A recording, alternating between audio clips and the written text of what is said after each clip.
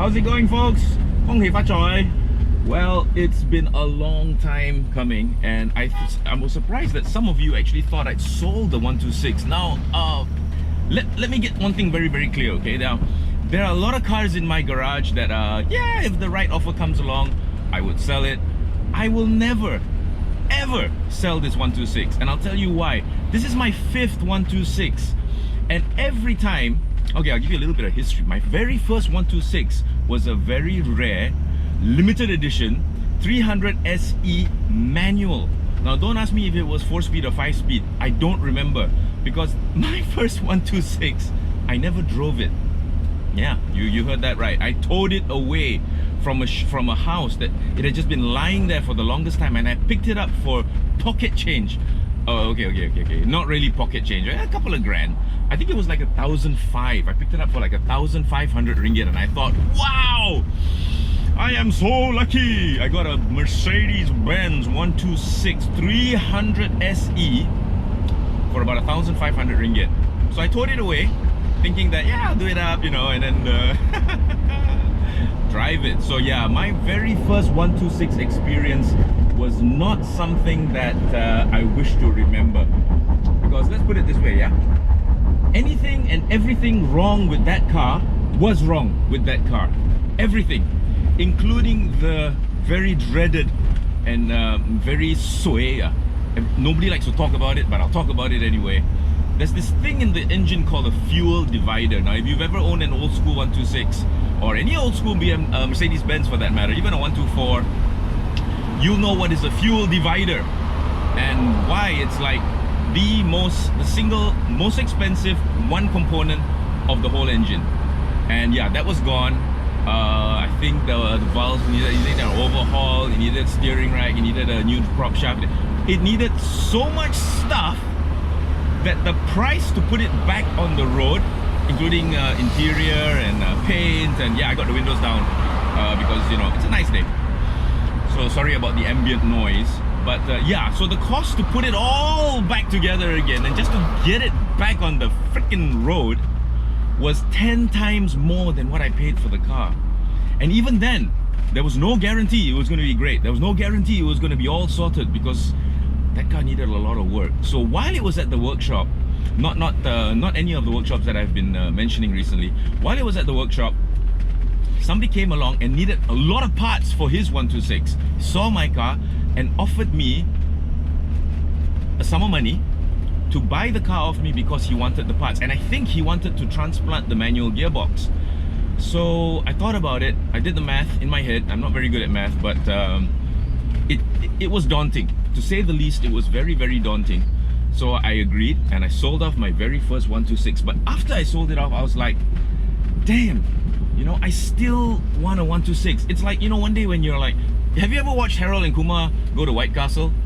You get that feeling that you want something. You want that White Castle burger in your mouth, you know. McDonald's ain't gonna do it, Wendy's ain't gonna do it, Burger King ain't gonna do it. It's gotta be White Castle. So it was the same thing. I had the taste of a 126 in my mouth.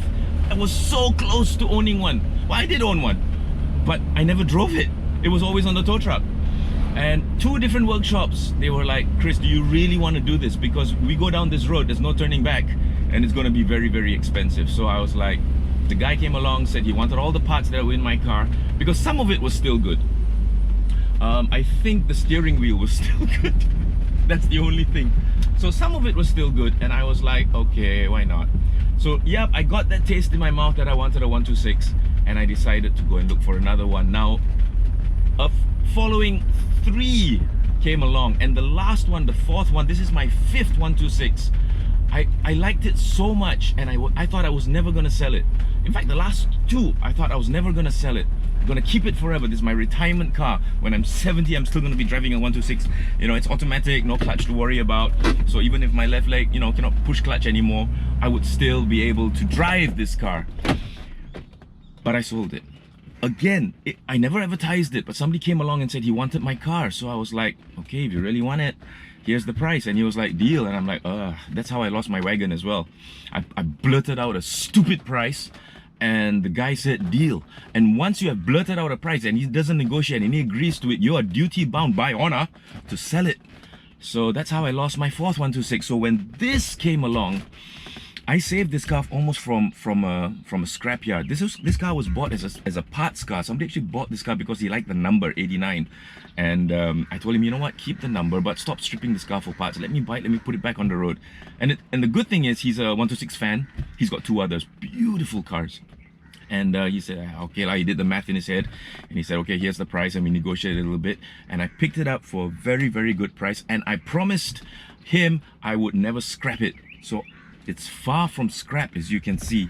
But what happened the other day? So this is the saga of the 126. I was stopped at a traffic light, and the NVH in this car is still good. The aircon was still running strong, and I didn't realize that it was starting to overheat. The needle had actually gone past 80. It had gone past the stupid line that has no number, which I'll show it to you in a second. And the next thing I know, it was already up at 120. And the car had not caught on fire. So there was no telltale signs that this car was actually killing itself overheating. I saw it and my heart jumped into my mouth. It flew out past my teeth, hit the dashboard. I picked it up, I put it back inside, and drove to Jason's shop, which thank God it was just about a kilometer away. But damage done. The car had overheated because the fan had jammed, and it was not turning. There was no coolant going through the engine. It overheated. It blew its gasket. Water went inside the engine. So it's the worst possible scenario that you can have when you're driving a car and it overheats. So yeah. In retrospect, maybe I should have just stopped the car right there, but I was at a traffic light. And if I just stopped the car right there, it would have caused a lot of inconvenience for everybody behind me, because it's one of those traffic lights, there's only two lanes, okay? One to go straight, one to turn. If I had stopped here, I would have jammed up that place so bad. People would have cursed me, the karma and the vibes would have been so bad, I would probably have burst into flames myself. So anyway, while the car was there, credit where credit's due, it was a bit above and beyond what Jason handled. So he told me, Chris, I think you better take this car to a Merc specialist. And thanks to my friend Oliver, who has a beautiful 123 which I featured before, he recommended this place called Cargate in Klang, if I'm not mistaken. It's in Klang, and they did a brilliant job, really. But it wasn't cheap. It wasn't cheap at all. Let's put it this way: I paid more to get this engine overhauled than I did to buy this whole car. Yeah, the cost of the overhaul. Thankfully, the fuel divider didn't need to be changed. It's still in good condition. The cost to overhaul this car cost more than the whole car. So many cases of this happen, people will scrap the car because it's BER. It's beyond economic restoration. It's like you're gonna spend more doing it up than the value of the car. And a lot of people, that's when they throw in the towel. Yeah, you know, towel. Yeah, done. Throw in the towel. I quit. Scrap the car, sell it off for parts, sell it off for whatever it's worth. But not me. I love this car. This car has taken me to Phuket and back safely in 2017. It was the first Evo Enduro that I took part in, and this car sailed to Phuket and back beautifully. So whatever it takes, it's got 417,507 kilometers on the clock. Whatever it takes, this car I'm keeping. This car has to be with me forever. And I missed it so much. It was away for about 7 weeks, almost 2 months, and I missed it so much that I was still looking online for, you know, stuff for this car, and I finally managed to get a set of wheels that I've been looking for the longest time. You'll be amazed how difficult it is to get wheels for a car that you like. Now, don't get me wrong, I loved the BBS basket weave that were on this car. It was just a test to see whether is it true or not that basket case, yeah, that's me, that BBS basket weave RS style go well with any old school car, and it did. To me, now, like I've always said, rims are a personal choice. To me, they looked wonderful. Okay, a lot of people I know don't like it. It was 50-50. They loved it, they hated it. I don't care. I loved it. Okay, and that's what matters. Don't care what people think about your rims. Rims are a personal choice. If you like it, put on those freaking teddy bear Ronald rims that I talked about before. Put it. Who cares? It's your car. So I found the rims that I wanted, and I'm going to show them to you today, right now. I'm not going to pause. Yes, this is a one take thing. So my hand's going to get in the way in a little while. I apologize for that, but here we go. So there's the mileage. Okay, 417,507. And that was where, see, optimal temperature, it's supposed to be between the 80 and the 90. That bar there, that doesn't have a number on it, that's 90. I think, yes, it's 90. And then after that, it's overheating already. So the needle actually went into 120. And yeah, that means the car was killing itself. So anyway, back into the holder, my little GoPro, you shall go. And let me show you what is outside. So here we go. Here's my, oh, that's the holder I bought in Japan. Oh, and somebody actually sidetracked a little bit. Somebody actually says I have a good taste in watches. So I bought this watch. Can you see it? At the Tokyo flea market. I have no idea what it is. It says Pulsar, but I just like the way it looked. So yeah, latest collection. So anyway, let's go see Mi 126. She is back. She is back. You know, one of the things I love most about this car is when I drive, I see that three-pointed star there on the bonnet. I know it's a stupid little thing, but I love it. I love seeing that three-pointed star as I'm cruising along. And it's so visible from the driver's seat here. It is very, very visible. So again, like I said, rims are personal choice. But here you go. I actually bought these Intras, 16-inch Intras. I found them online. I called the seller immediately. I've been looking for these wheels for the longest time, and I finally got them. I actually bought these while the car was still in the workshop.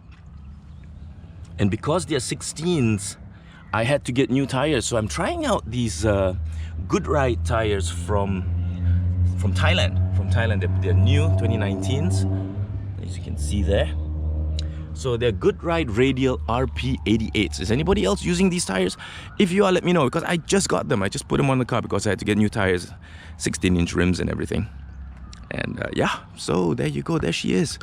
There's me lovely 126. I tell you folks, I love this car. You know, I absolutely adore this car. Yes, I've already told Ake about this. Ake painted this car 4 years ago, but this part is starting to tarnish. So I'm gonna get this done after Chinese New Year, for sure. For sure. So there she is. Mi 126. What do you think? To me, you know what? The 126 has got perfect proportions. I mean, what I mean by perfect proportions, look at the size of the boot. Look at the angle of the roof, and also that little part there. And then look at the size of the bonnet. Look how proportionate it is. Yes, I know the original wheels were actually 15s, but I've decided to go with 16s, just an inch up. And the ride has not changed at all. The ride is actually still quite good. So there you go. There she is. Yep.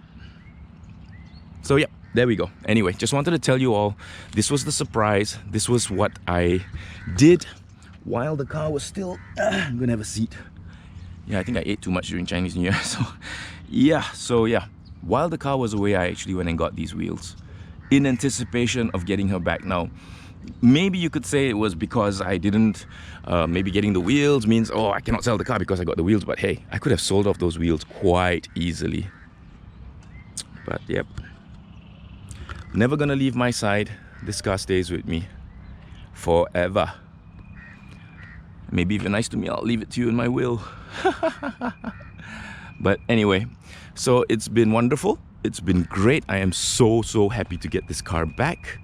And stay tuned, because next week there's a big drive coming. There really is. There's a huge drive coming up. And stay tuned for that. I still have not decided which car to take. I think I'm going to give the 126 a bit of a rest. I think she's deserved it. But she's ready to go if I wanted to. In the meantime, you all take care. Be safe on the road. Get home safely. Get back safely. Better late than never. And I'll see you all soon. Yeah. Even the birds like my car. Take care, y'all. Bye.